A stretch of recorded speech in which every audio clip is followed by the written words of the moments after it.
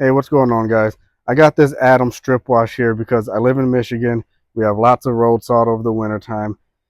I mean, just tons of all kinds of stuff all over the road. So I wanted to get this because it's supposed to do a good job at like removing all of the road salt and just absolutely everything on. So, I mean, if you were to go to like one of the cheaper car washes and get the cheap wax foam or wax spray polish stuff on there, and it gets all splotchy. This is supposed to do a good job at removing all of those things, so you can just strip it all down to just your bare base car coat, and then you can start over with your own soap and wash and wax stuff. So I wanted something to take it all the way back down so I knew what was on my truck and I could just clean it all from the beginning.